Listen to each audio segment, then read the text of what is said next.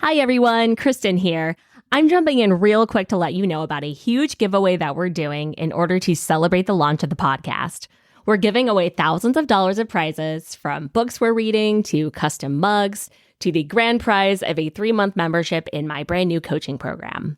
To enter and learn more, you can check out the link in the show notes or go directly to our website at loveandleadershippod.com.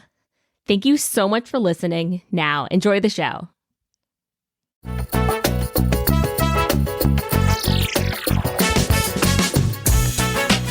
Welcome to Love and Leadership, the podcast that helps you lead with both your head and your heart, plus a bit of humor. I'm Kristen Sharkey, a leadership coach and facilitator. And I'm Mike Sharkey, a senior living and hospitality executive. We're a couple of leadership nerds who also happen to be a couple. Join us each week as we share our unfiltered opinions, break down influential books, and interview inspiring guests. Whether you're a seasoned executive or a rising star, we're here to help you level up your leadership game and amplify your impact.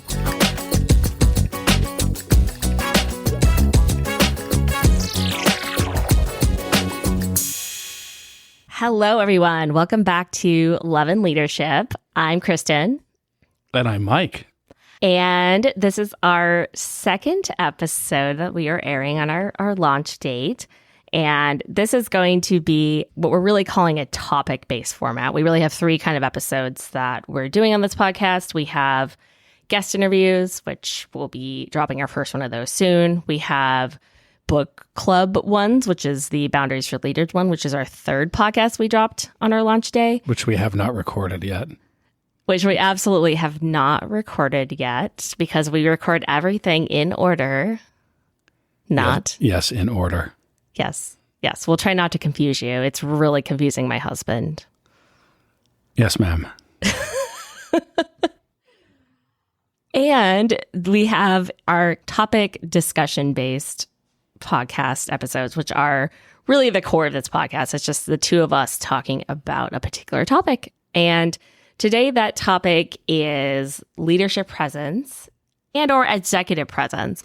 But before we get into the topic, one thing we're going to do with this format is we're going to start each episode talking about a leadership moment for each of us. And so this is reflecting back on the past week or 2 for us, like what is one particular moment that we've encountered either in our work. For me, it might be working with clients, or something that Mike has encountered in his day-to-day leadership role, like whatever it is, or something in our lives, or just something going on, but something that just gave us a thought around leadership. So, Mike, do you want to go first? Kristen, why don't you go first? Okay. While I think about this. I can go first. I actually am changing mine from what I originally kind of noted for this, just because there's a lot going on in the world right now. We are recording this a couple weeks before launch, so it's 2 days after Joe Biden stepped down from the presidential race. And this is not a political podcast, but it's just giving me another moment to reflect on why leadership matters, and also just kind of reaffirming my own mission for my business and why I do what I do, because leadership matters so much. And it's not just political leadership, it's leadership of companies as well, and having representation and leadership. The mission for my business is helping to empower and elevate the kind of leaders that our world needs more of. And with everything going on in the world and with so much uncertainty, it's just kind of helping me really come back to that, and thinking about that as the core for everything that I do in my work and this podcast, and aligning as much as I can to that mission, which feels really good. I think that's a great mission. And we won't get into politics, right? But it is important. And the more you learn about kind of what leadership is, you will reverse engineer what is not going on and say, well, they're all talking, but nobody's actually leading. Nobody's taking responsibility. And there's a big vacuum of leadership. And I'll clarify too, well, we're not going to do political analysis. We're not going to talk about necessarily our political beliefs and such, but we very much may talk about the context of everything that's happening and what that means for workplaces and leaders and mental health and all of that. So we're not afraid to talk about that, but there are many other podcasts that are far more equipped and willing to do the political analysis. So you won't find that here. You're talking about companies.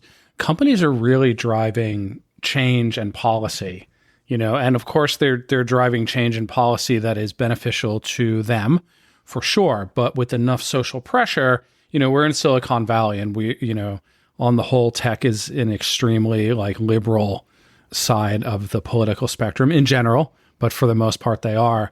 And they're, because of the amount of money that they drive in the economy, I think you're seeing a corporatocracy more and more. We already knew that, right? We're definitely seeing corporations drive social change, and that's good, or it could be good, because they're less bound by, the voluminous legal codes. They're driven by efficacy and profit, which, sure, not great, but it does drive change. So leadership in companies, it really does make a difference in society.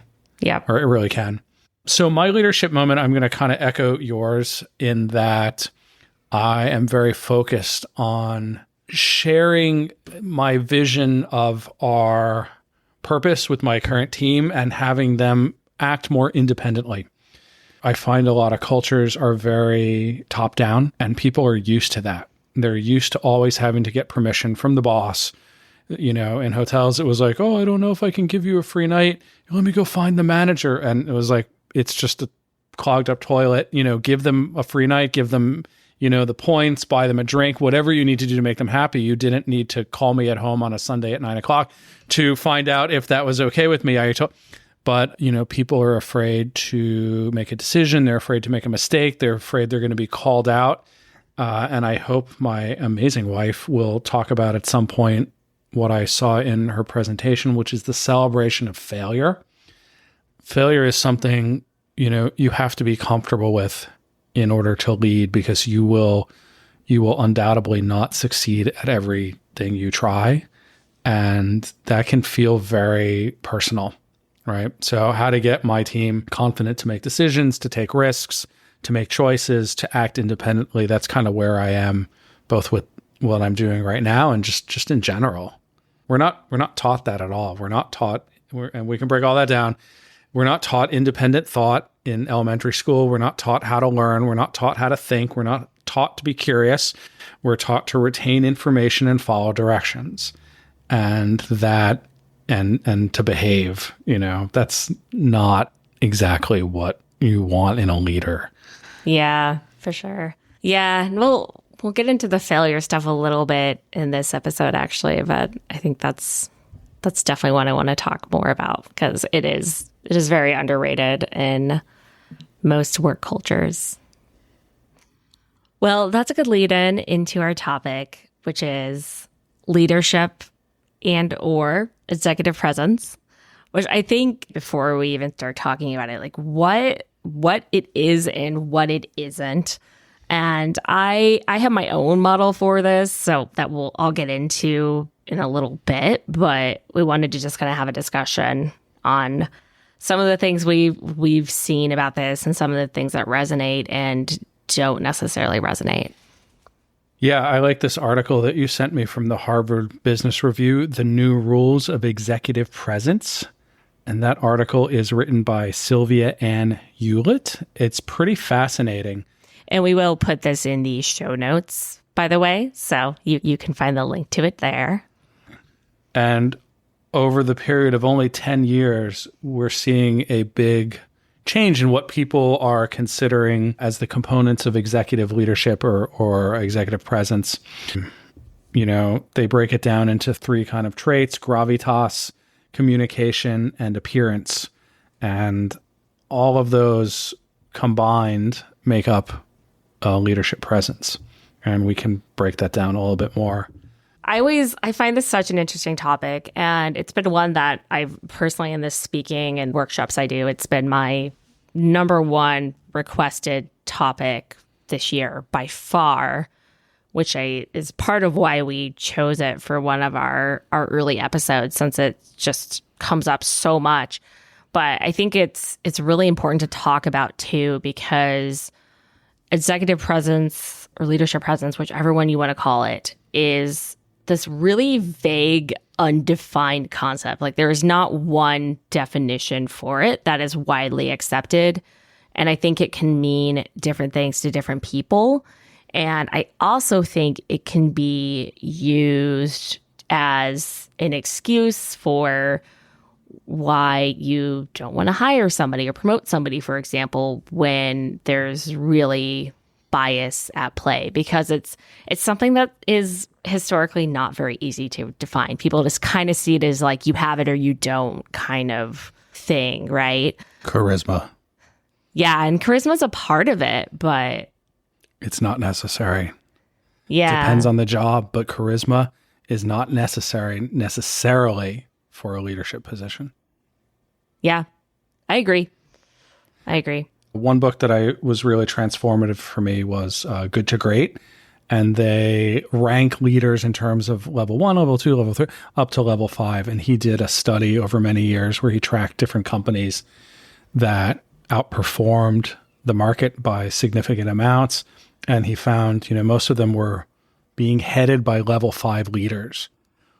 And he breaks that down in different ways, but there's a effervescent or intangible quality of almost a spiritual awakening that takes going from level 4, which is someone that's very effective at organizing a group to accomplish a mission, which is the technical definition of a leader, to level 5, which is something different and inspiring and maybe paradigm changing, right? But the traditional model is and I'm going to say very deliberately, white knight, who rides in and saves the day and is the hero. And that's the traditional version of a leader. But they found over, decades watching companies that outperform the market significantly, that this was not the case.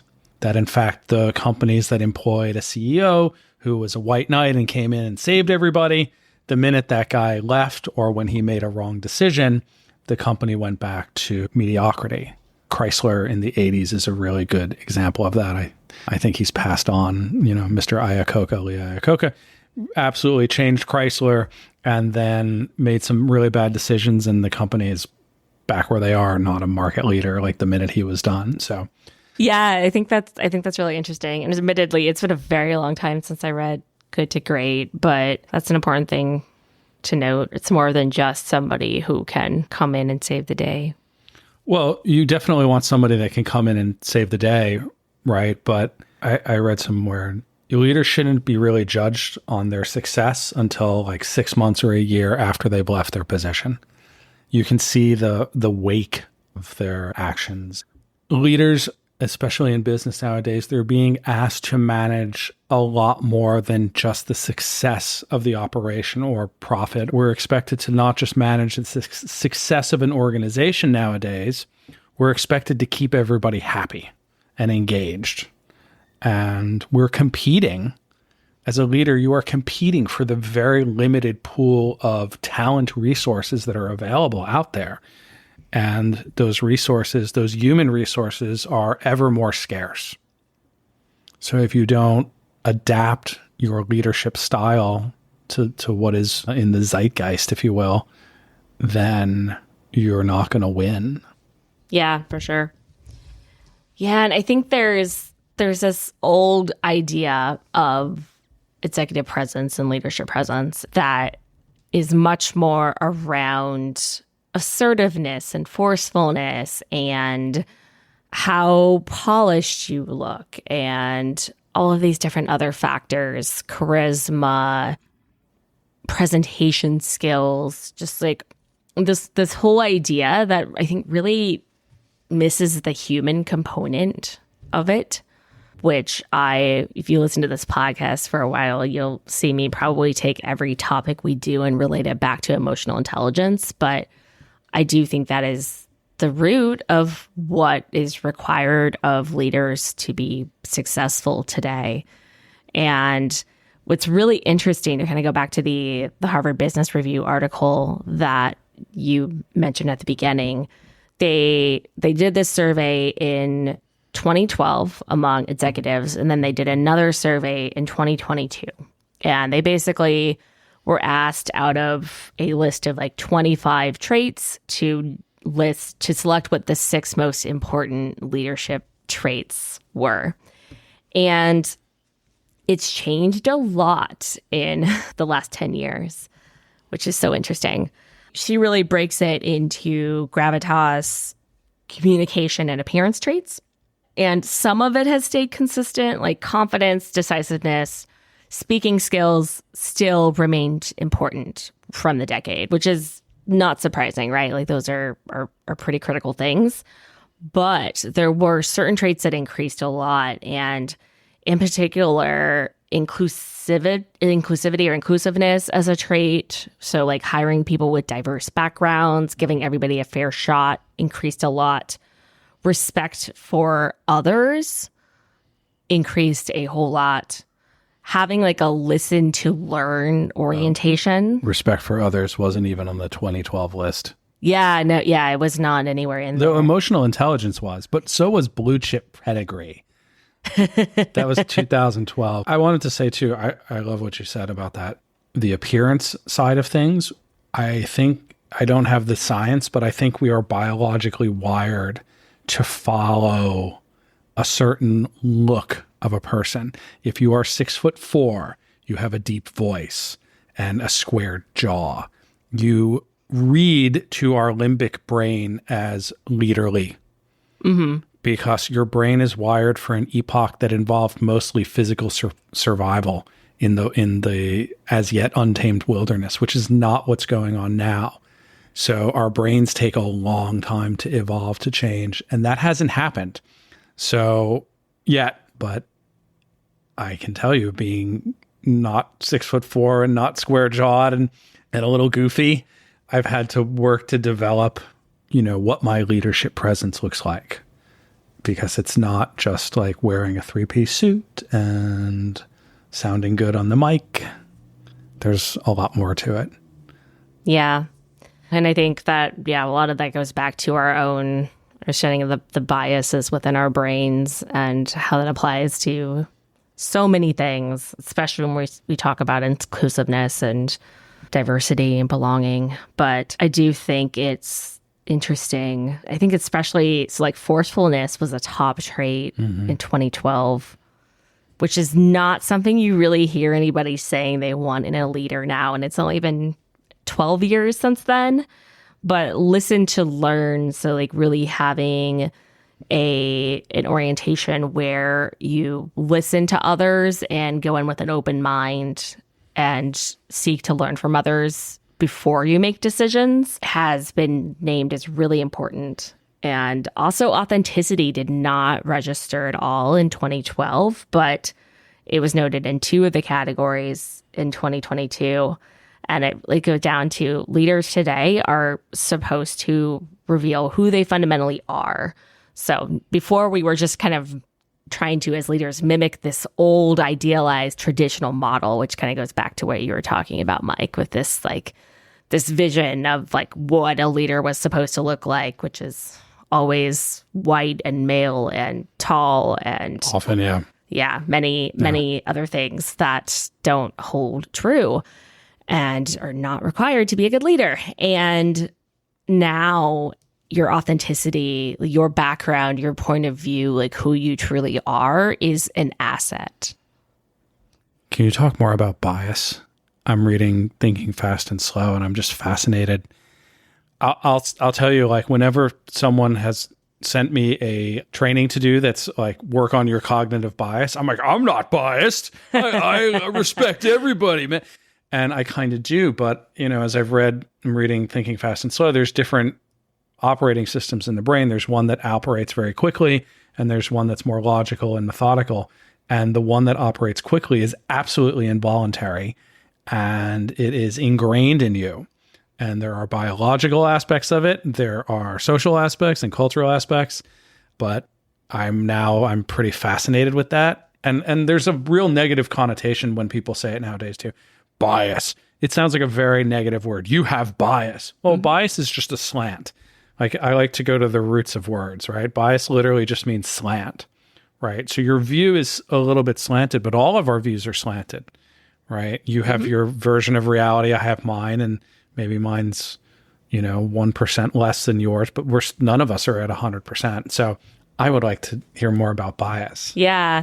Well, and you kind of set it up with the thinking fast and slow model, but there's two systems of thinking. There's system one thinking, which is the automatic thinking that our brains are doing all the time.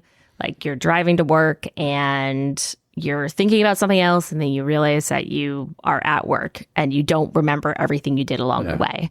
That is your system one doing it for you, right? Whereas your system two thinking is very intentional. That's when it's analytical thinking, critical thinking. You need to calculate something, analyze something, and it takes a lot of effort, and it takes a lot of consciousness, intentionality, right? So our brains cannot operate at system two all the time. They're just taking in so much information all the time that basically our biases are just a shortcut. It's a mental shortcut for our brains to be able to take in this insane amount of information and know what to pay attention to, what to remember, and be able to make the insane number of decisions that we need to make on a daily basis without having to leverage system two for every one of them, because it's just impossible. We make hundreds of thousands of decisions in a day.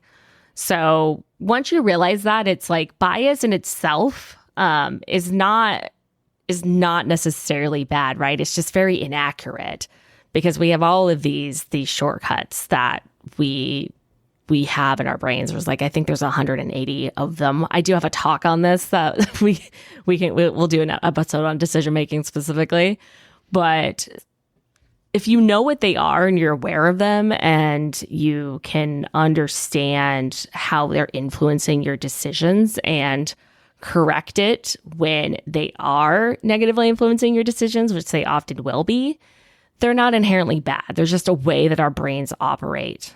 And it is the way that our brains have evolved, and they have not caught up with the needs of today in many ways. So once you know that, you can take a lot of power back. But it's really critical to understand how your brain is operating and how those biases are going to influence what you think might be the right choice or how you feel about somebody, whether it's fair or not. Thank you. You're welcome. Thank you very much. Well, I want to go back to forcefulness. Nobody wants that anymore. No. It's really, you have to become more sublime and achieve very difficult goals without using force, right? And you see CEOs in the news. I won't mention Elon's name, but sorry. He's kind of a more stereotypical leader. He's very, he seems very in charge. He's very opinionated. He has, a lot of vision and a lot of ideas, and he forces things to happen according to the way he wants. And I can't take anything away from him in terms of being an effective leader. He certainly has accomplished a lot. I mean, there's Teslas all over San Francisco. Whatever we think of him, he made that happen. But I don't know that anybody loves working for him. And if they can find a different route, they'll probably go that route. People want to be treated respectfully now. It's not just about a salary. It's about being treated with respect, being valued. You want your voice to be heard. Nobody wants a forceful leader. But this kind of goes to the episode that we haven't recorded yet, Boundaries for Leaders. I think, as we really see that leadership is more about consistency and setting these boundaries than it is about charisma or this traditional leadership model. By the way, that is episode number 3. It is on your feed right now to listen to after this one. Oh, we recorded that after this? I love it. It's dropping on our launch day. I love you. I love you so much. Anyway. Marriage. Yay, marriage. Love and marriage. Love and marriage. No, just no. Nobody needs to get that song in their head. Do you know that's Frank Sinatra? Yes, I'm aware. I didn't know that. But I also associate it with it's terrible. The terrible TV show. I'm sure you'll cut all this out. Yes. Please do. Yep, for sure. Oops. Yeah, so I think this leads into my leadership model, which is based on different principles from improv theater, like the majority of my work and content.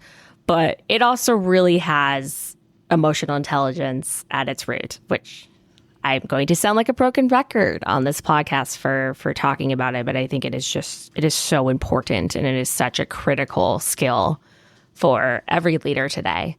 But the way I define leadership presence is within 3 areas, and it's basically a Venn diagram. So you have 3 areas that are all interconnected. If you would like to see what this model actually looks like, if you're a very visual person like I am, we will have this posted on our Instagram. So you can go there and see what I'm talking about. Can I make a quick comment about your leadership model? Absolutely. Okay, so I don't do improv. I think I'm hilarious, but apparently that's a different skill. And they won't let me play with them. No, that's fine. That's not true. Okay. We'll start over.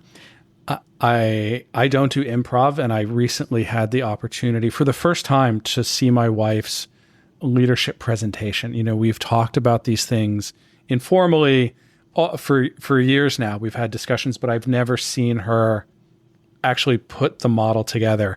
And when I saw it, I was honestly just kind of blown away.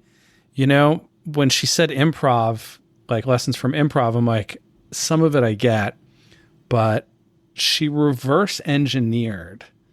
First, she figured out like what are the qualities of a leader, you know, that make leadership presence. And she's going to go over that: awareness, authenticity, and connection. And then she reverse engineered the things that we do, the things that we think, the way we talk to ourselves, our perceptions, our practices that are stopping us from having these characteristics.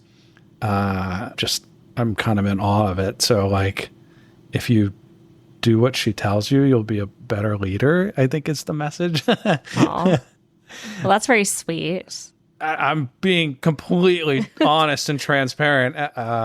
It's also been nice while he's talking about this, our second cat to make an appearance on the table while we're podcasting was just staring at him adoringly. I wish we were on video. She's a real yeah. So sweet. But then they'll just knock over the webcam. No, she'll knock it right off.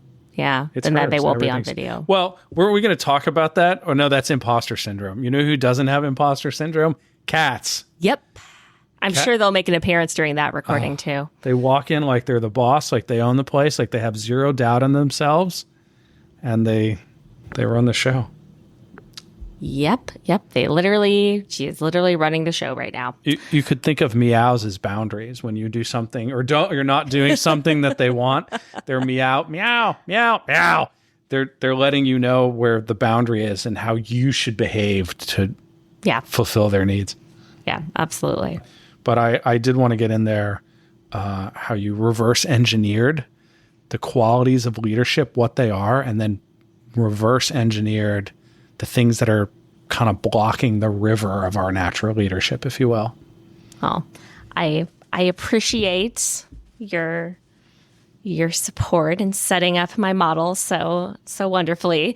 I'm sorry, are you blushing? A little bit, Aww. maybe a little bit. It's nice that after all this time, I can still give you a compliment that makes you swoon just a little bit. I mean, it's nice. Yeah. Okay, so you're going to go into the AdLib leadership presence model, which I think is just absolutely genius. Kristen, can you tell us about your model, which is something that you can teach, something that you can practice, something that you have materials to guide and work through? Can you tell us about that? Yeah. So the the AdLib leadership presence model, so there's three components of this. It's basically a Venn diagram, and you can see it on our Instagram. But the first one is awareness. And then the other two are authenticity and connection. So by awareness, I mean perceiving yourself, others, and situations around you accurately. So this is a foundation of emotional intelligence. That sounds easy. I can do that right now. It's not easy. It's not easy. And I feel like you're actually naturally good at it, but it's still not easy. None of that is easy. Perceiving situations accurately, whoo. Yeah. Whoo, that's hard. And perceiving our own emotions and thoughts and all of that is something that takes a lot of practice.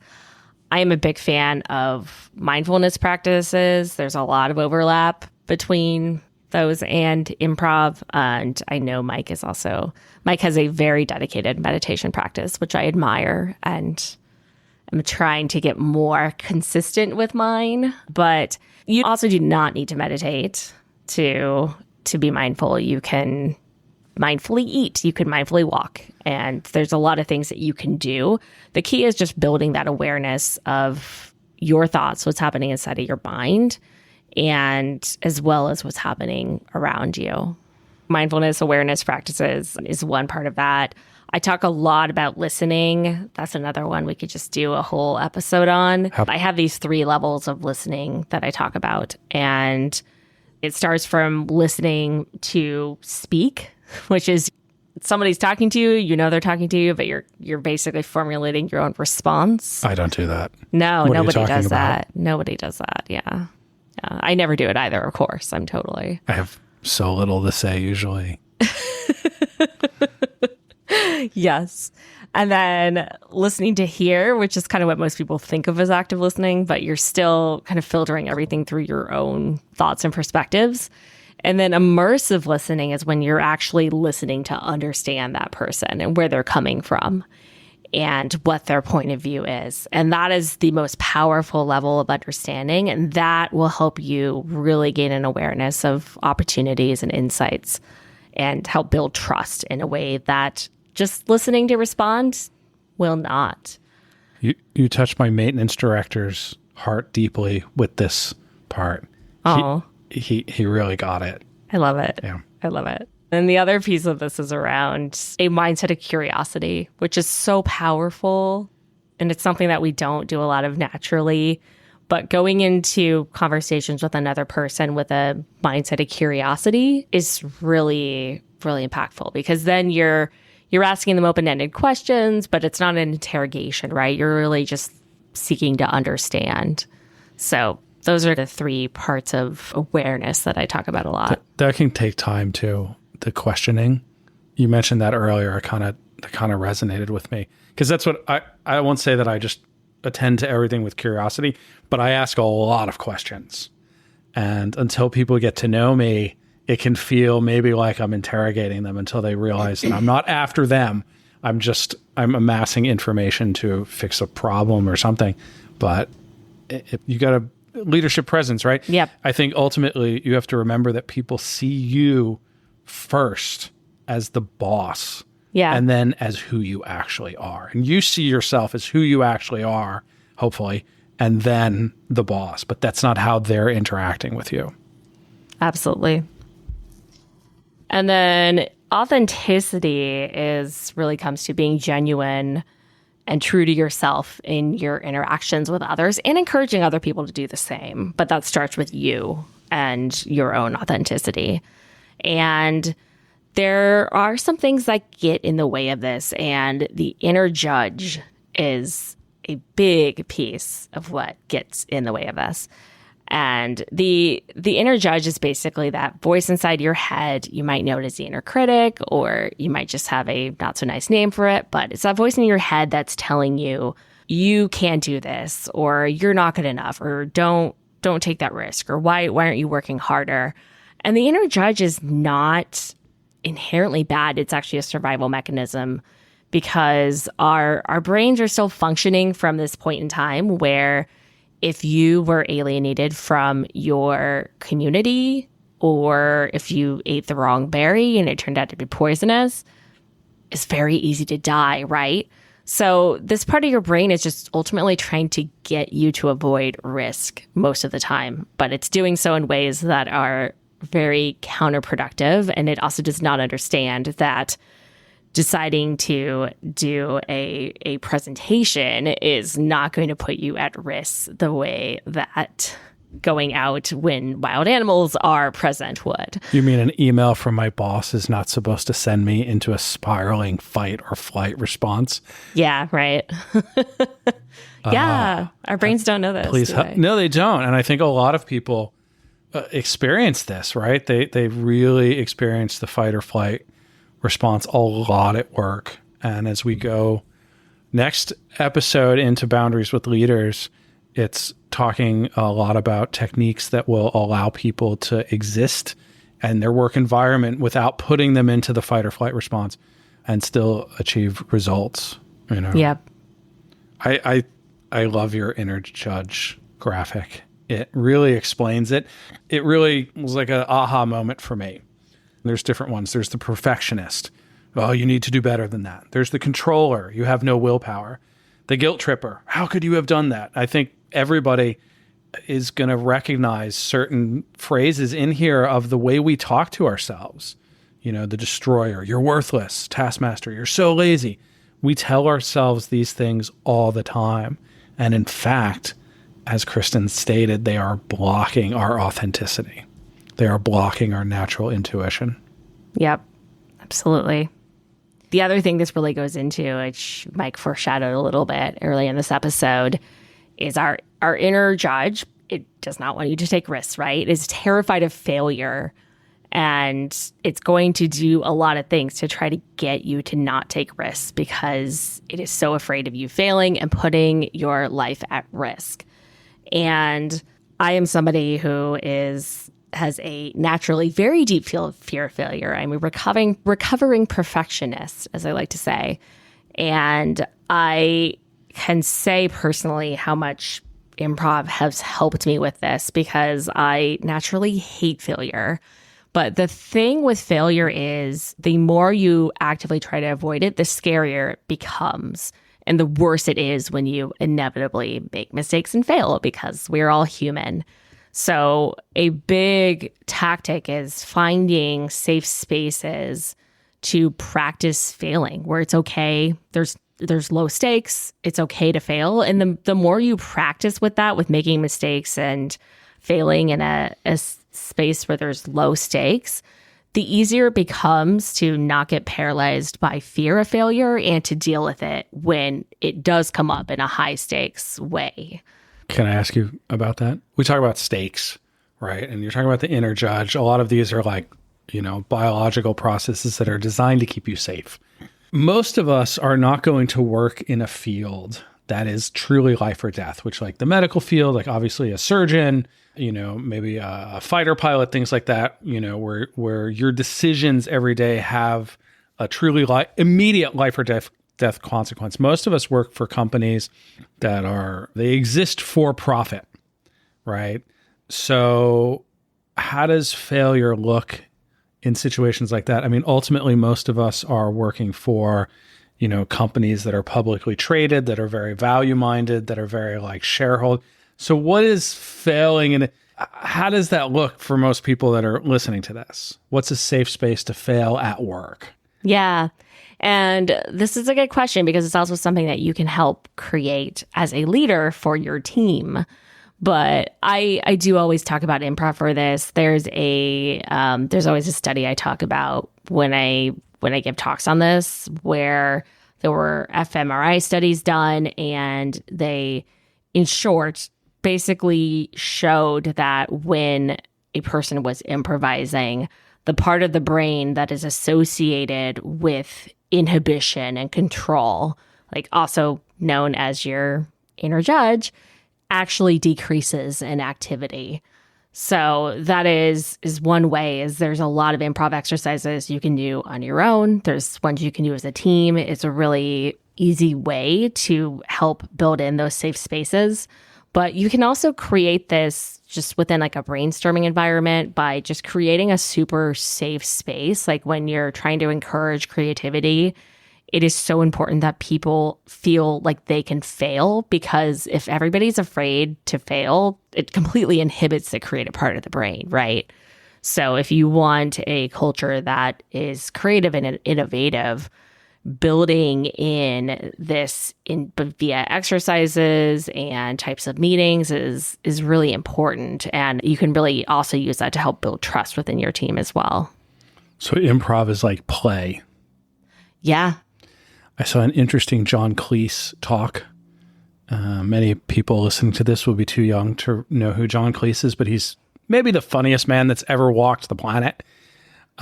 Kristen disagrees. You can see by her face.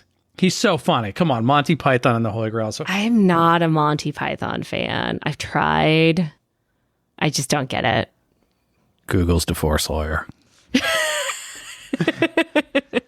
Anyway, he's talking about creativity at work, because now that is part of the buzzwords of leadership presence and all the, executive is creativity. And he breaks down some scientific studies that really talk about, in order to play, there's a different operating system in the brain, which is probably like type 1 thinking, that, you shut off the operational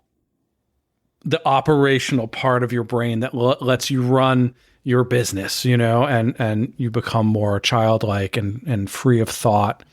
And one thing is, you definitely don't worry about failing, right? As a child playing with Legos or whatever it was, you're not thinking about failing. It's kind of a flow state. You can't be in a flow state when you're thinking about failure. It has to be kind of innocent and detached from the results.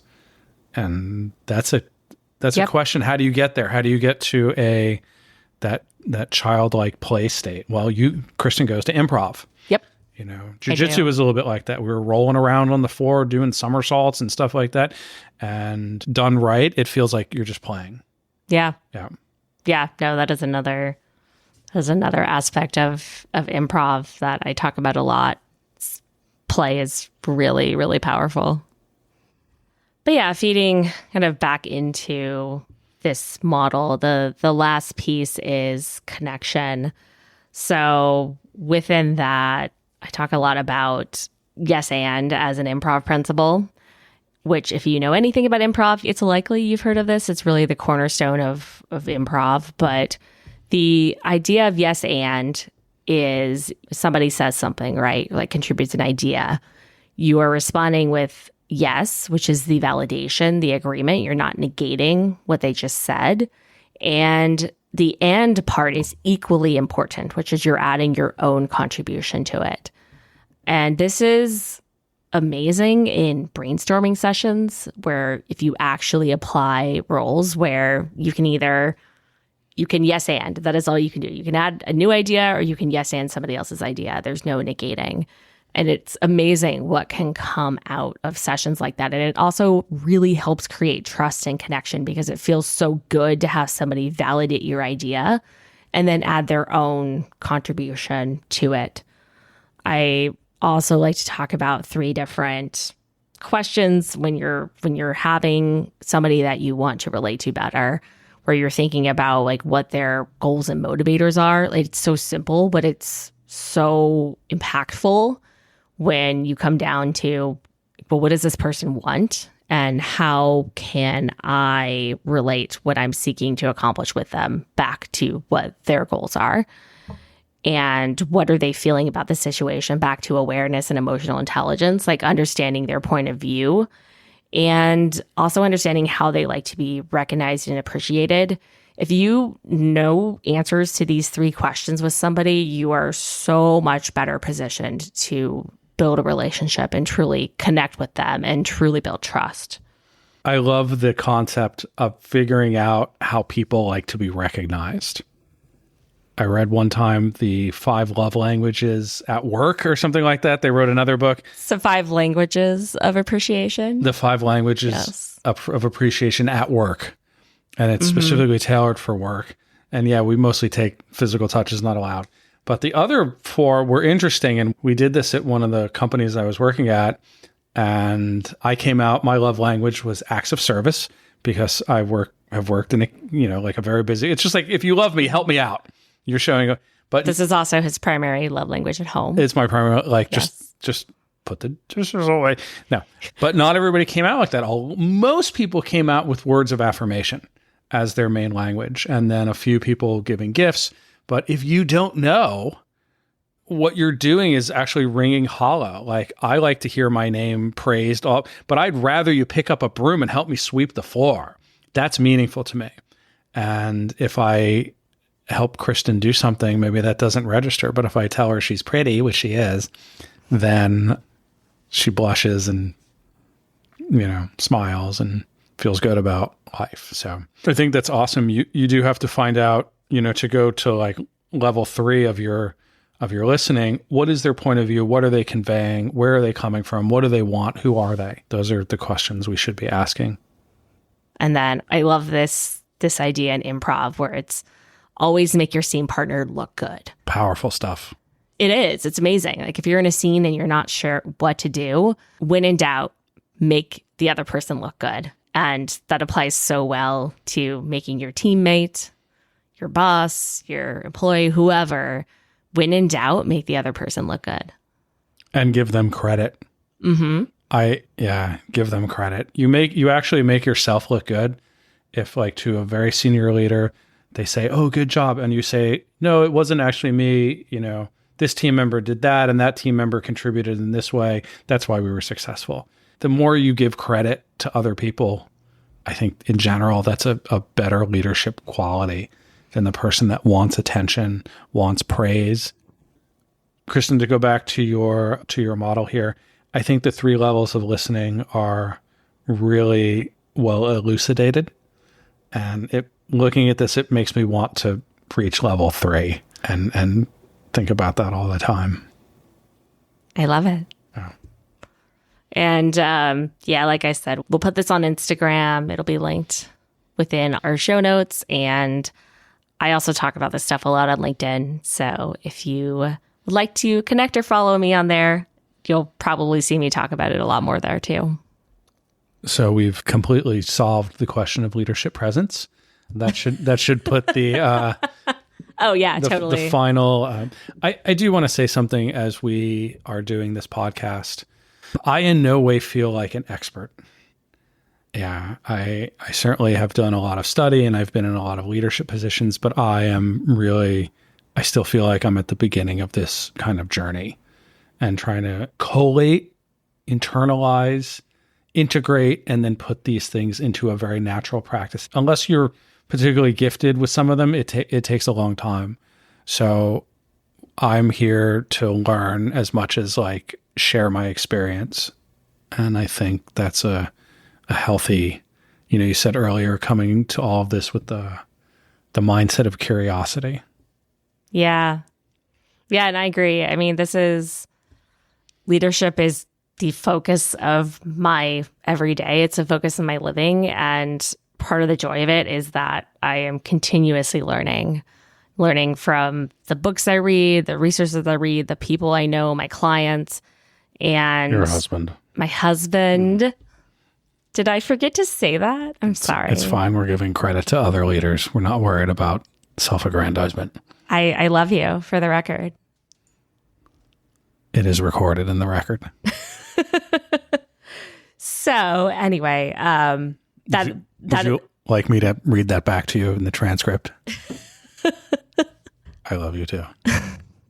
So all that to say, we're with you on this journey. Part of the joy of this, and even when you know something and you believe in it, and this is the framework you want to follow, it is always a process because things are always changing. We're humans.